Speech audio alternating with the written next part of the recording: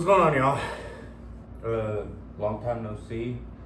I know my setup's a little different because somehow where my desk is at, another truck got parked in my shop. So now I'm here, but I think it works perfect for what I'm going to show today. Got a lot to talk about. I really do. It's been a rough, 2 weeks and 1 day, maybe since I've recorded something. But yeah, I really don't have a script today, and that's okay. I just plan on talking about what I did for Fire One, typically the normal stuff that I talk about, and then some ideas that I have, some ideas that I've already done that I'm gonna pitch to my department. Of course, I bought that. I'm gonna show you what's in this bag. I bought that as well because I think it's gonna be very useful. I did bring my gear, so I'll be able to show you around my gear for those who don't know what fire gear consists of. And yeah, so with that being said, I'm gonna check the camera real quick, make sure it's good, and then we'll go from there. Maybe this will work better, hopefully. I know it's kind of lower, but okay, got my camera situation figured out. So it is a little bit lower than usual, but yeah, so for Firefighter 1 to pass it, you got a written test, of course. I think it's 100 questions, and you got to get 70 of them at least correct, I believe. But getting closer to test day, which is coming up here on the 30th and 31st, I think we'll be informed of how many questions everything will be. So, yeah. So the way we put things on, I'll just grab it and show you. You have to inspect all this. Won't need this for now.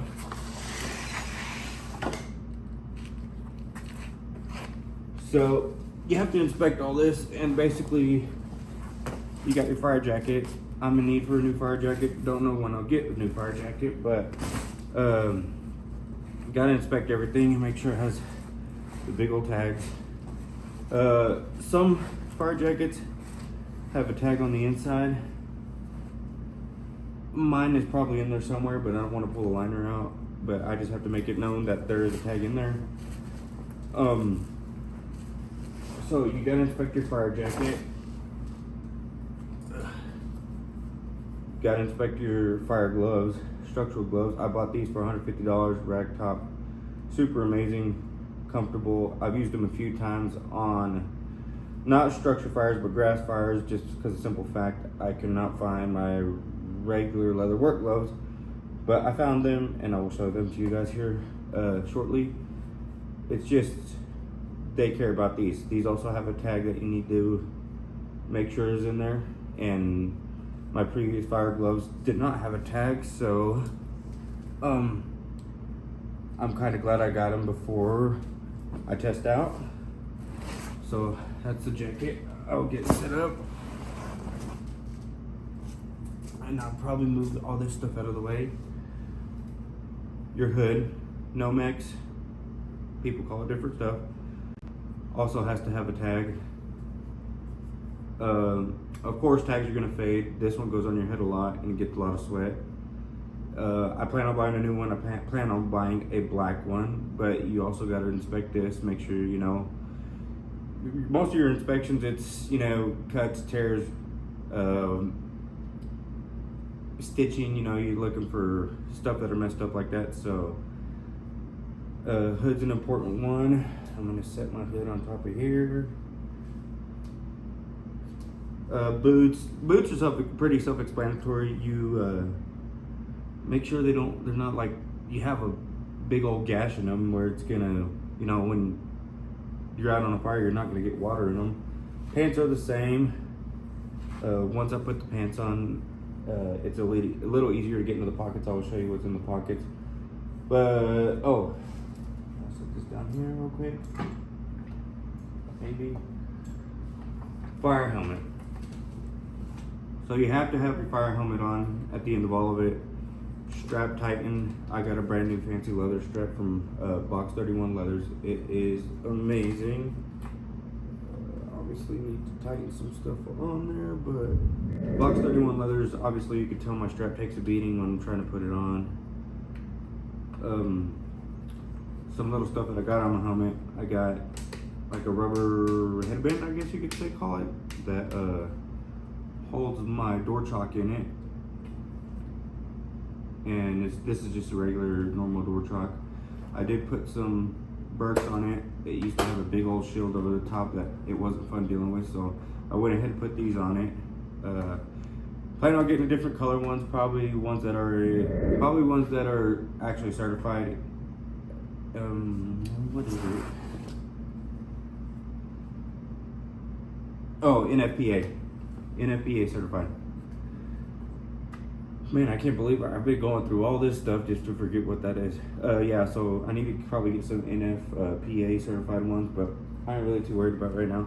So basically, testing wise, you have to have your, obviously, boots, pants on, jacket on, zipped up, velcroed up, hood, and helmet on within a minute. So that's the test for donning your which I'm gonna do both, but you're gonna don your jacket, pants, hood, helmet. All got a minute. And then you have your air tank and your mask, which I'm gonna put all my gear on in it here in a second, and then I'm just gonna go straight into that, and then I'm gonna take everything off. But yeah, it's a lot more complicated than it might seem, and I won't have a timer, but hopefully when I'm doing it, let me see if I got a timer somewhere. I don't have a timer on me.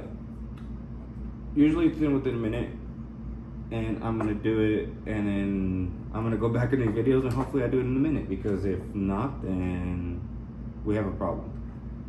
So, I mean, why not just hop straight into it? Let me move some stuff around. So, hopefully y'all can see me. I got a minute, so I'm gonna say go, and then I'm just gonna get into it and show you how you have to do it. So, if y'all ready, I'm gonna go ahead and do it. Ready, set, go.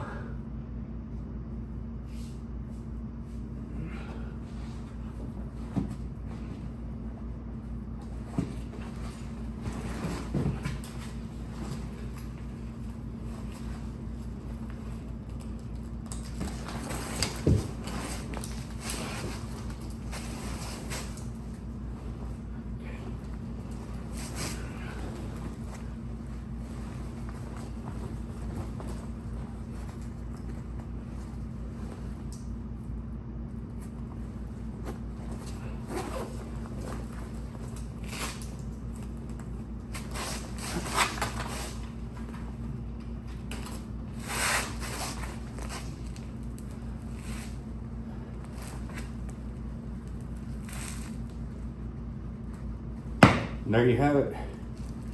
Hopefully I did it within a minute. It is, after you do it for so many times, it's not as bad, but at first when I did it, I was like at a minute and 30, minute 40. It wasn't fun. Gotta fix my straps in my helmet now, cause it's coming loose. But yeah, when I was doing it, at first, before I even thought about taking Firefighter 1, I wasn't sure that, well, I knew I wasn't gonna be able to do it because I never had experience with this stuff. So, now that I have a little bit of experience, it's gotten a lot easier. It's still tough because you gotta be fast at it. But, really just practice, doing it over and over again. Repetition is what they say. It'll definitely make or break you. The next one, take this down, it's a little hot in here.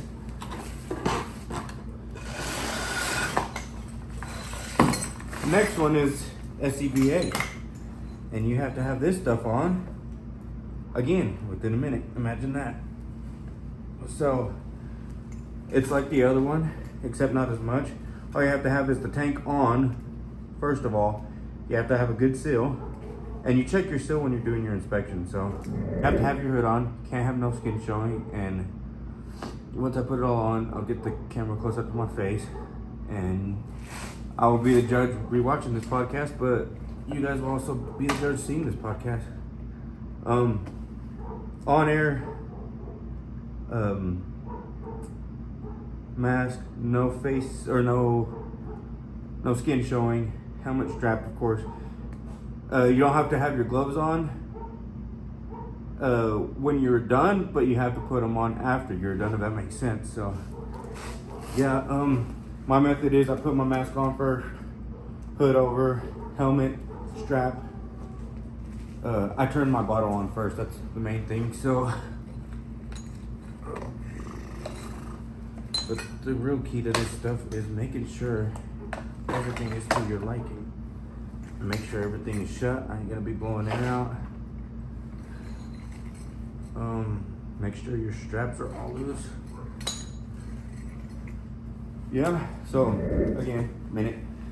Do it. Hopefully I do it. So when I say go, I'm gonna go. Ready, set, go.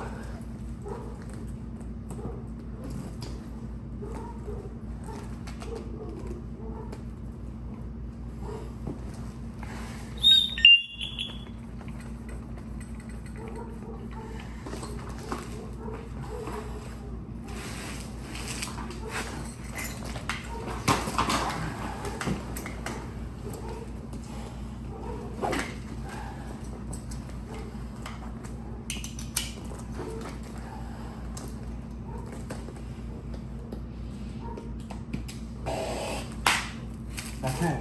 And then once you're done, you put your gloves on.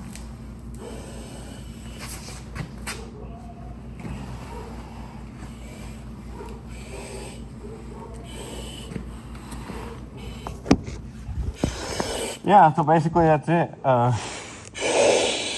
Make sure no skin's showing. You got to be on air.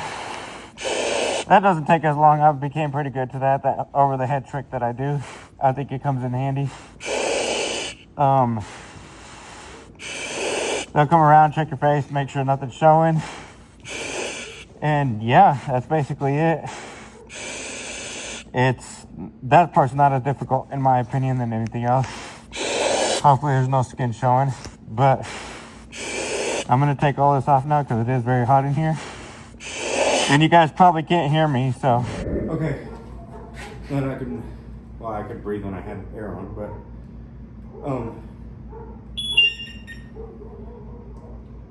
sorry, I had to turn that off. I'll go over the past device here in a second. It screams. It'll be a little loud, but, so when I'm done with all this, I like to come back and check my gear, make sure it's actually ready to go when I need it the most. So that means loosening your mask, that way I can flip it on like I just did. With my hair now, it's a mess. I hate doing it because the straps on that headpiece are rubber, and it'll definitely pull my hair. So yeah, this main gear, since I have it on, I carry a little flashlight on my jacket. It was on my helmet, but when I first started firefighter when we went through confined space training, and they made us crawl underneath an ambulance and in a bunch of little smaller areas, and it was hanging like off my helmet.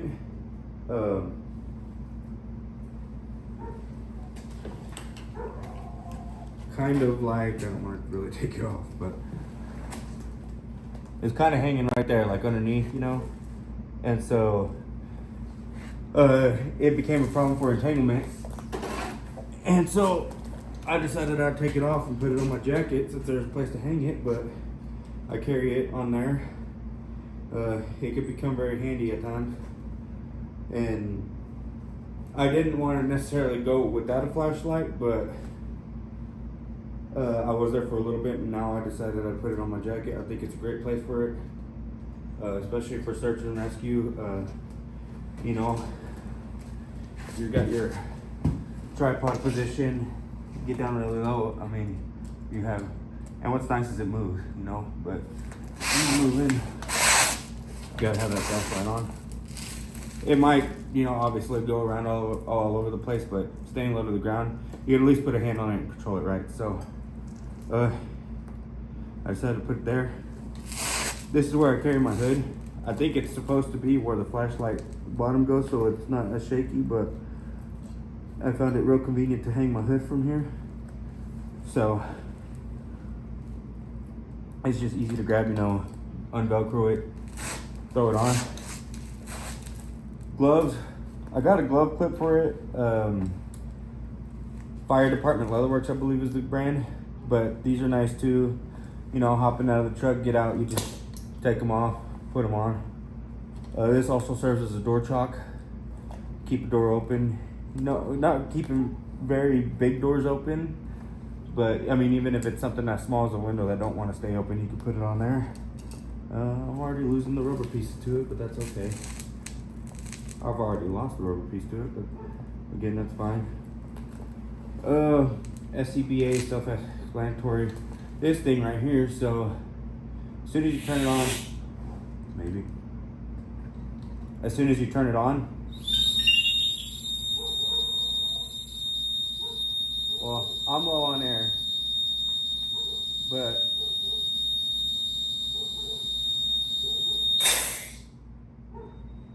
that's my low air alarm. That's how you know I'm almost out of air. So I need to change the spot, obviously. But this thing right here, it blinks, right? I'm gonna demonstrate what it starts doing when you have a down firefighter that ain't moving. It might take a little bit. So what it does is it starts beeping, gets louder and louder.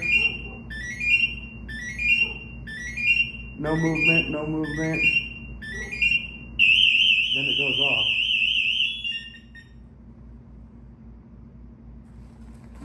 So that's what it does when there's a down firefighter. And you go to the noise, find your down firefighter like that. It's very loud, very, very loud. You can definitely hear it.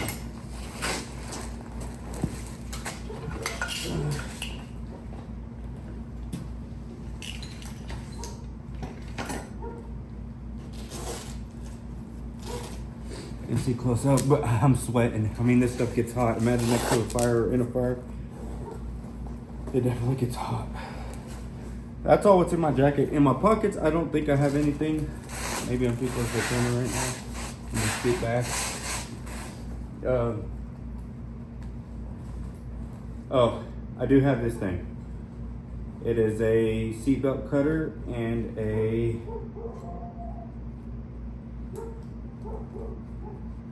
window punch on one side. And you just, you know, apply pressure to your window. It'll break it. I don't like this one. I thought I would like it a lot more when I first bought it, but I hold on to it because it does the job for now. I will eventually replace it. So, okay, fire pants. I usually wear my fire pants. I won't say on most clothes because on fires you need to wear all your gear.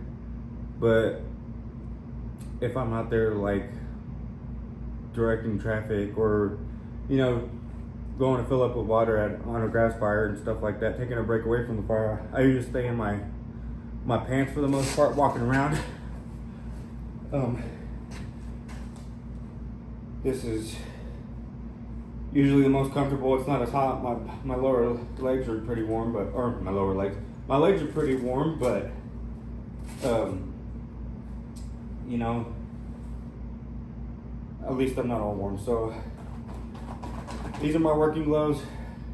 Keep them in my right pocket. They've seen a lot of work. I mean, but they're working gloves, right? So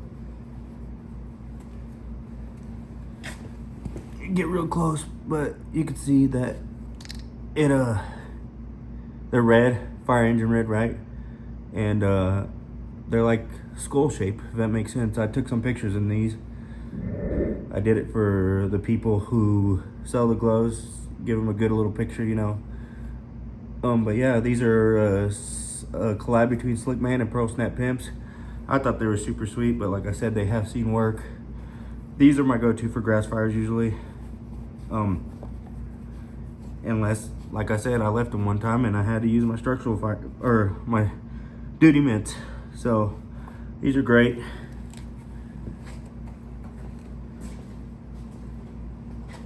As far as anything in these pockets, really, that's about it. Oh, what do I have in here? Oh, so I need nicotine lung. I'm not gonna lie and say that I don't need it. I need it, and I'm a Zinner. So I would keep going to these fires and leaving my cans of Zyn in the car, and then I'd be out there, you know, my Zyn would lose flavor, and then I have no nicotine. So now I carry an extra one in my fire pants. Maybe I don't go to a lot of fires and they stay in there, but hey, they're a backup. Oh, my old gloves. These are my old gloves. My old working gloves. That's the inside of them. They need thrown away. So those are going in the trash. But yeah, that's Fire Gear 101 right there. So we live in a rural community. There's nothing but flat out here. So they do have these masks that kind of are the same material as your jacket and pants that have a filter in them when you're fighting wildland fires. Then you put some goggles on. And well, I haven't had either or, right?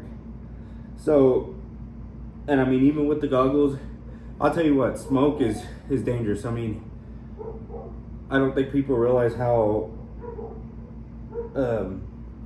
sweat's dangerous, obviously, but I think people underestimate smoke. And when you're out there fighting even a grass fire that's outside, that smoke turns around on you and switches positions. The wind shifts, and you're just getting pounded by smoke. It's hard to breathe. Your eyes start burning. Next to the fire, depending on how high the flames are, it gets really hot. So, you know, even with the goggles and mask combination, it was hard. So what I did is I went to saw ads about partial safety, and I went and bought me what they call a gas mask. I call it a respirator. I have it set up like, what's nice is the head pieces and the straps. These are mesh, so these ain't chopping my hair when I'm trying to put it on. But I bought this for grass fire specifically because it gets hard to breathe and see, and I was like, I need something that will cover my whole face, protect my eyes from smoke, protect me from breathing in smoke. So I went ahead and got this. I haven't tried it out yet. I haven't went on a grass call yet and used it, but I'm hoping for, which the price wasn't too bad, I will say that. It was a little shy under $300, but I hope this is a lifesaver. And you just put it on like a regular respirator, you know. And same thing, you check for, you have a seal. I mean, it works like as if you were putting an SCBA mask on, really. Just got a big old filter on the side. I did check it with my hood and my helmet and make sure it all fit properly. And I mean, this thing's amazing. So far I have no complaints about it. I know I'm gonna need to get some new filters eventually after a few grass fires. I'm hoping the lifespan of this is great. But it also really depends on the fire. If you got a huge fire,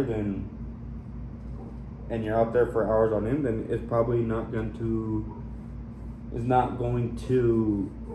The filter's probably not going to last. So that's a recent purchase I made. Another purchase I made. So I've been Instagramming, I guess you could call it, scrolling on Instagram, and I see all these apartments. They have pretty cool hats, right? So let me get up close real quick. I went ahead and had this one made.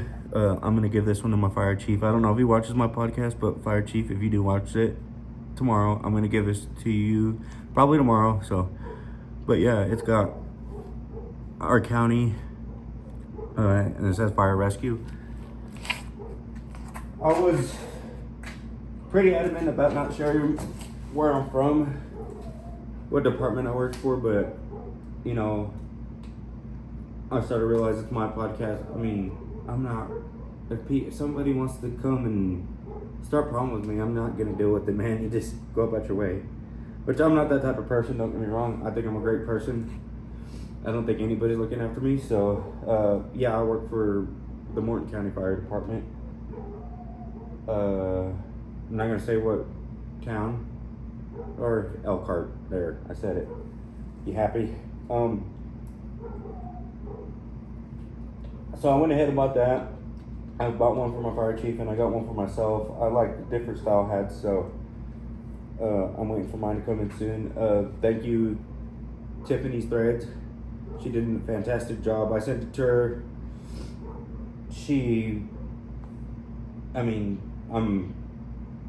Those graphics are tough. They really are, and that's just one of them. I've sent her another graphic also that was pretty tough, and then we went through a switch.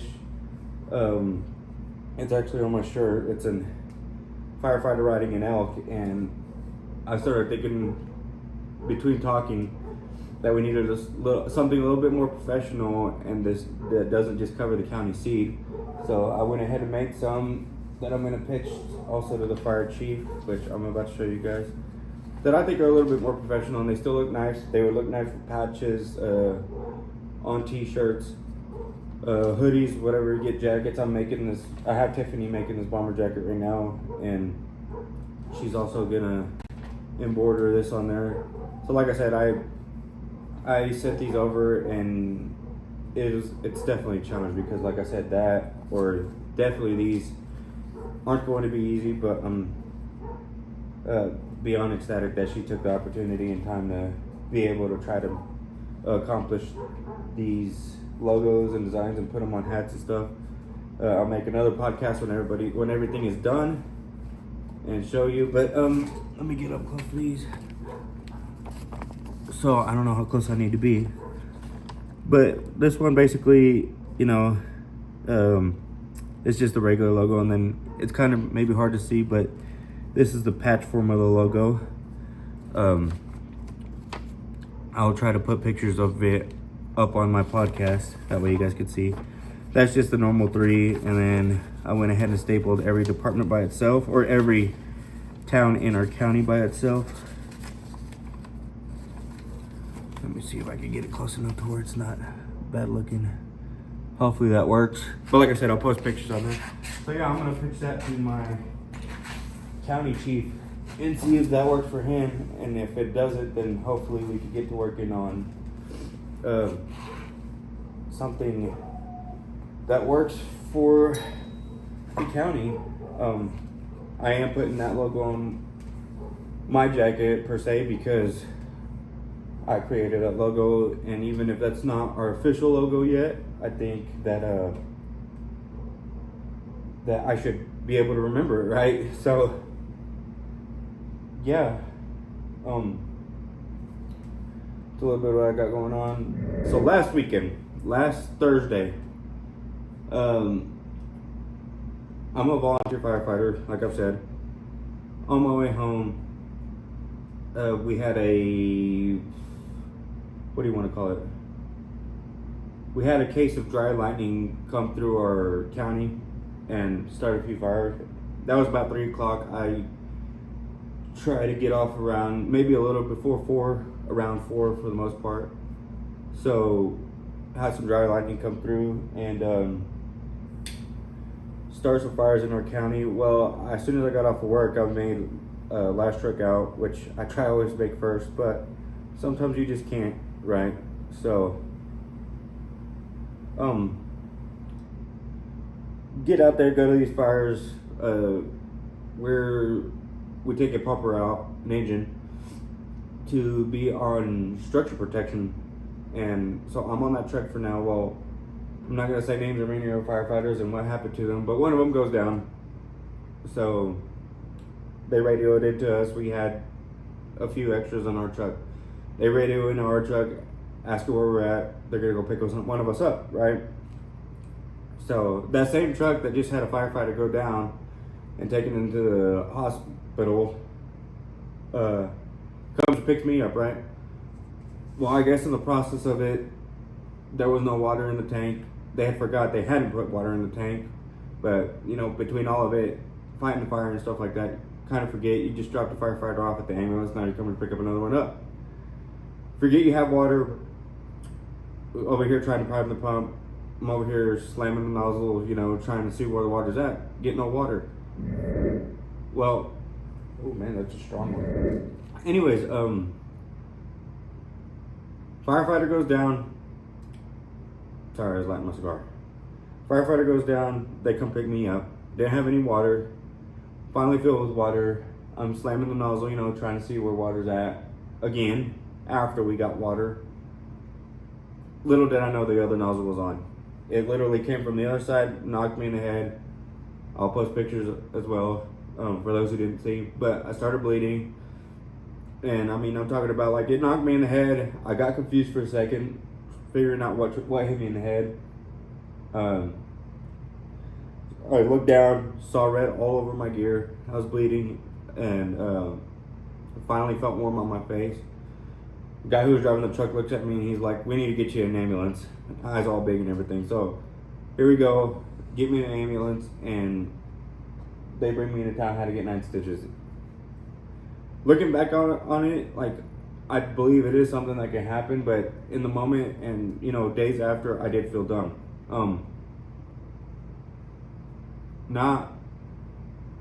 Not every day does that happen. You know what I mean? You're a firefighter. You're supposed to know how to control your equipment, but I think everybody was in the heat of the moment. We had already been out there fighting a fire, especially them. They were out there since 3 probably. I didn't get there until maybe an hour after. Or it had to have been an hour after. It was a little roughly after an hour that I got there. Hop on this truck. I go to fight fire. I get injured. So come into the hospital. Mind you, the hospital is 20 minutes away. I get stitched up and I wanted to go back out. I was like, I need to go back out. I was like, I'm not fine with just, getting hit in the head and then going home, because there's much worse things that can happen to any firefighters, and then they're down that many. So I need to go back out. So Mom shows up to the hospital after I finally convinced her. She was nice enough. Thank you, Mom. She drove me all the way back out. And sadly, I didn't get to hop in the truck. I think maybe at the end of the day, it was just probably better off that I didn't. But I definitely could have. It's just within the mix of everything, it was already late at night. I can't remember what time I got out of the hospital, but so I stayed with the ambulance crew, decided to help them whenever they needed, going to hand out waters, bottles of Gatorade, snacks, foods, whatever, directed traffic, yada, yada, yada. If there was anything medical that wasn't too serious, maybe I could help them out there. And yeah, went back out there. We were out there until 2:20 a.m. And I mean, we had multiple counties coming from around our area, some as far as 2 hours away, just to come help us try to put out this fire. So that was definitely an interesting day. And then the days to follow, that Friday, Saturday, and Sunday, there was all fires then, just from stuff being left that was burning. And it's so dry out here and it's windy, so it'll take the members and just start spreading stuff out. So yeah, we had a few days where there was a bunch of fires and stuff, and then it calmed down. As far as the wildland fires go, U.S. Forestry Service came down out of Colorado, helped us with that. I say help. I personally got beef with them guys. Not any personal beef with them, but just the way they run stuff, which they're professionals. I get that.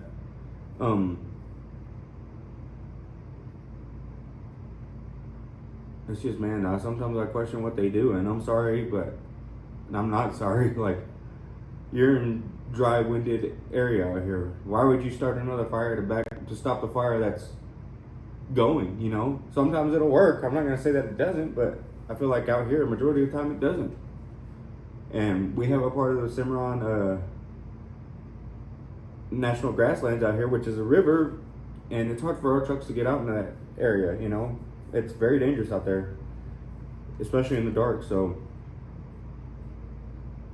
after 3 days of, you know, fighting fires around that same area, finally got them controlled. Glad we did. Finally got some rain not too long ago. I want to say, what are we on a Monday, Memorial Day?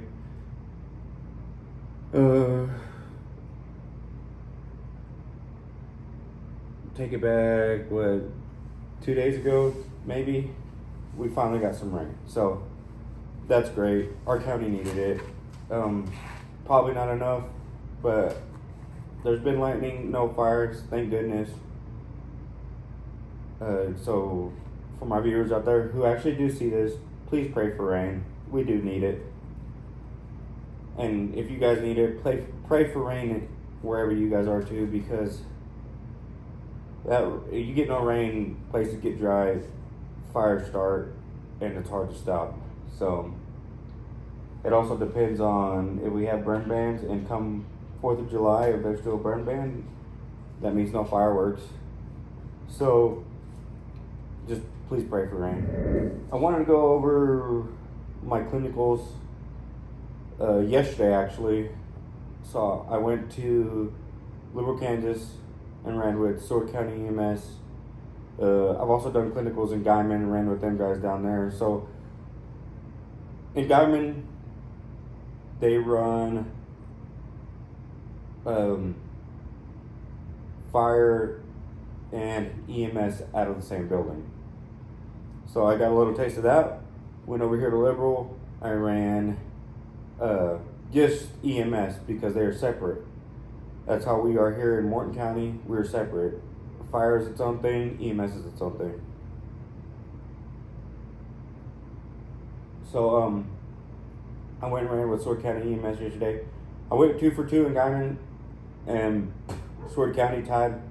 I went 2 for 2 over there, which it's a little bit bigger in population than Guyman. I don't mean to get too into detail of my calls, but I ran into somebody actively seizing yesterday on a call, and that was a first for me. I think I handled it well. Wasn't really much I could do considering what I'm taking as far as EMS wise. EMRs are only allowed to do certain things. So you got 4 branches in EMS. It's EMR, EMT, AEMT, and then paramedic. And I'm lowest level. I'm doing it because I usually show up on the fire truck, you know, car accident, trauma, whatever it is, rescue. I can at least maybe possibly help, but if not, go back or radio back to EMS on their way and tell them, hey, look, this is what's going on. This is what you guys are coming into. I'm going to do my best to get the patient ready and care for the patient as best as I can, and wait for your guys' arrival, and then help you guys if you guys need it. So, and I wouldn't say we're short-staffed EMS. We might be. I don't know. I haven't really asked, but I know if I do pass NREMT, I will be certified to drive an ambulance, so I can even help them in driving, because a driver makes the biggest difference. I mean, if you go out there with 2 crew personnel on an ambulance, and you need them 2 people in the back to care for the patient, they need somebody to drive the ambulance to the hospital, and you can't do that you can't just grab somebody random off the side of the road and be like, hey, drive the ambulance. You need to be you need to be at least certified. So me being on the fire department, I figured hey, maybe if it's even just driving, helping you drive out there or to the hospital, then I would love to do it, but also provide patient care to the best of my ability within my scope. So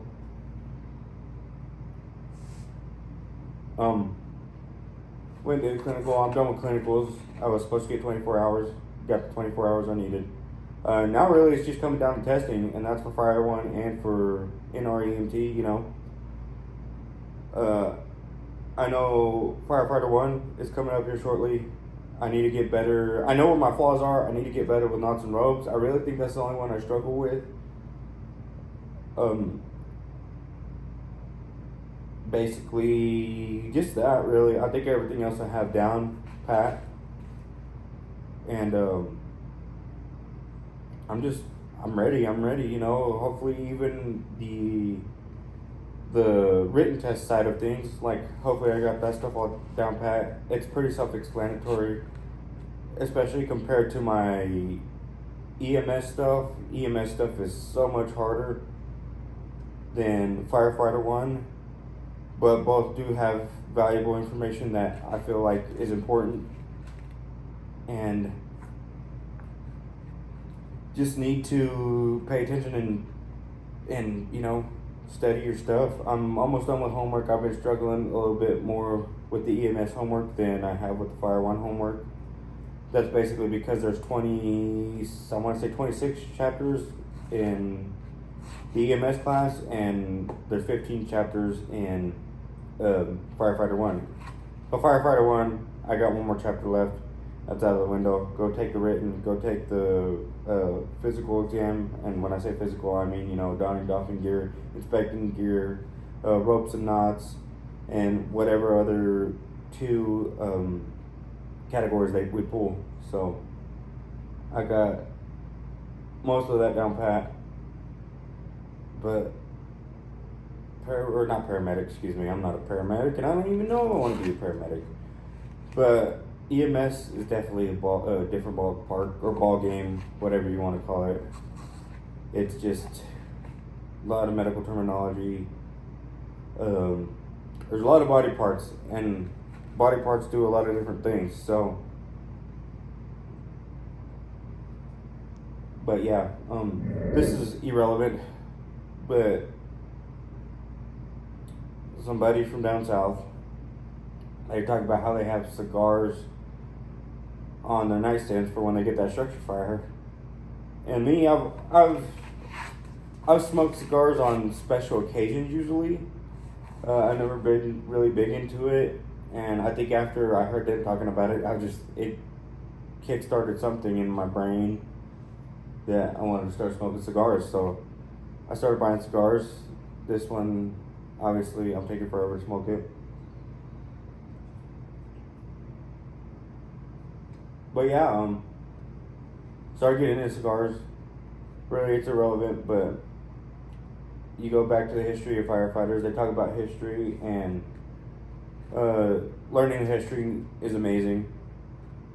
So one thing before SCBA masks were even a thing, respirators were even a thing, they would wet their mustaches. That's why mustaches for firefighters is a big deal. They'd wet their mustaches to cover their face when they go into a fire, and that's how they would keep smoke out of their mouth. Keep from inhaling smoke. And then from there, they went to using sponges. So that's where the whole mustache thing comes from. And then the cigar things, you know, after you get that big structure fire, you know, they celebratory cigar. They would always endorse cigars. So you go back and look at pictures of firefighters' cigars.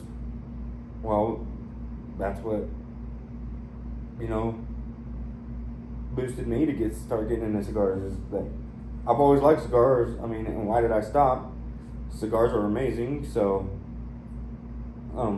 yeah, I got into cigars like that, and I don't see myself stopping anytime soon, because just recently, since I started getting into cigars, I have found some amazing cigars, including this one.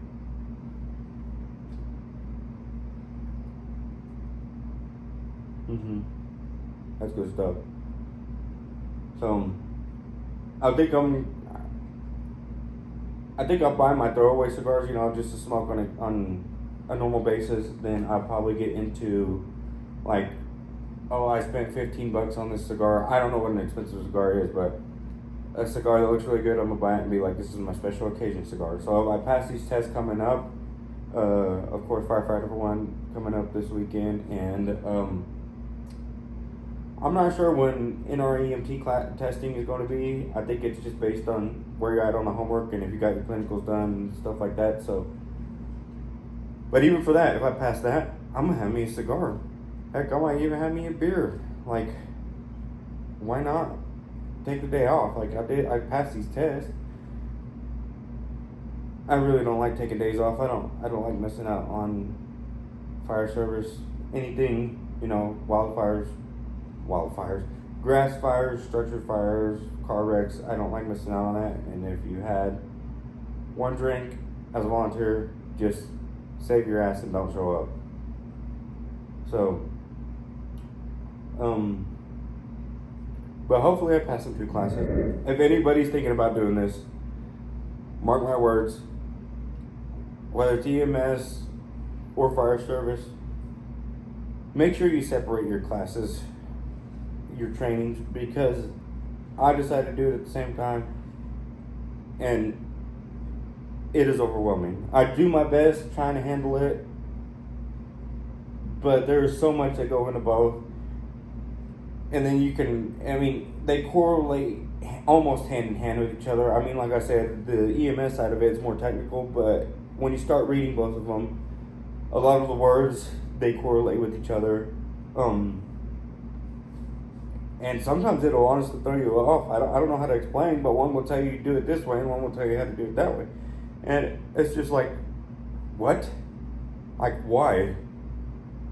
So you prepare yourself if you're going to do them both at the same time, but I suggest doing them at a different time instead of trying to take it on both like me and get them both done and over with. Because now I got testing coming up, and I'm not so worried about Firefighter 1, but EMS, that's a different story. So just be aware, like, the testing does get hard, and that is suggested to take them one at a time. Because I want to test after I'm done with these. I actually want to do Firefighter 2 and possibly EMT, but you best believe that I'm going to take a break and do one at a time. And after I do Firefighter 2 next, I'm going to take a break after I test Firefighter 1, and then I'm going to take Firefighter 2, and then I'm going to take a break before I do EMT. So again, I'm going to be EMR, which that stands for Emergency Medical Responder. There's certain things that you can and can't do. If you guys are interested more on that medical perspective stuff, I would love to talk about it. And that's just something where my knowledge isn't. I maybe don't give myself enough credit, but my knowledge isn't all that great. So, okay. With that being said, I want to say, if you're thinking about getting in the fire service, or even if you've been in it for a while, here's what I've learned. You will never know everything. And I'm pretty sure I said that in a previous podcast, maybe, but now I'm saying it now. If you know everything, it's probably time for you to leave. Or if you know everything, you probably don't need to be in it, because you will never know anything. Any day, you can get thrown a curveball. People get complacent, don't wear all their PPE. I'm not saying I'm a saint. There's been a lot of times where I haven't worn on my PPE, especially on grass fires. I don't mean to throw myself out there, so hopefully nobody important's watching this podcast, but wear all your stuff. Really wear all your stuff. You have it for a reason, and I figured out the hard way. I'm okay, thankfully. It's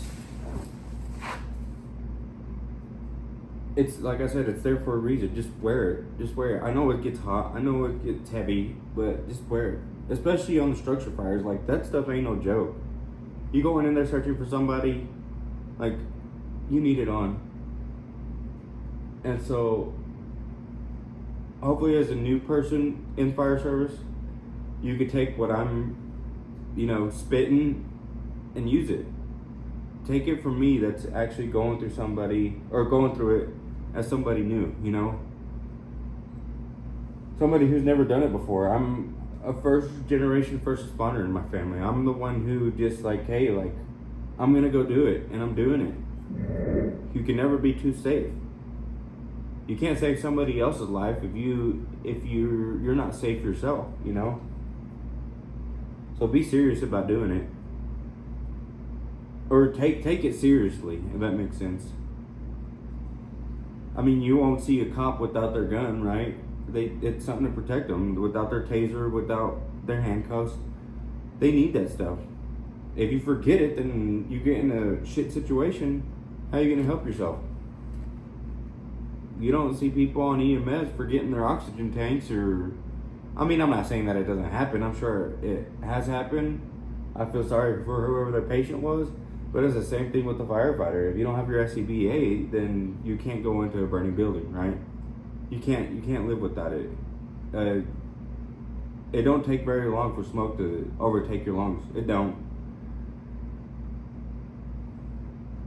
And I will get more into this statistics about things,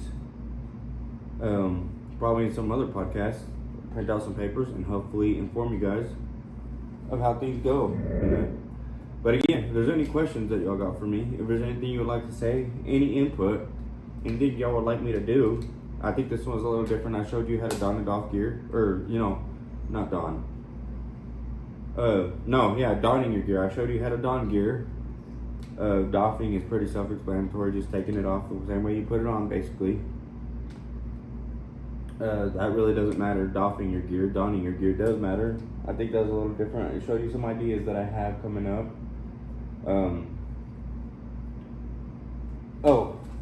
Got one more for you. So, I subscribed to Firehouse Shirt Club, and basically they said you could sign up for just patches, or you could sign up for just shirts. I signed up for both shirts and patches. So when I get things going, I'm gonna have a wall covered in patches.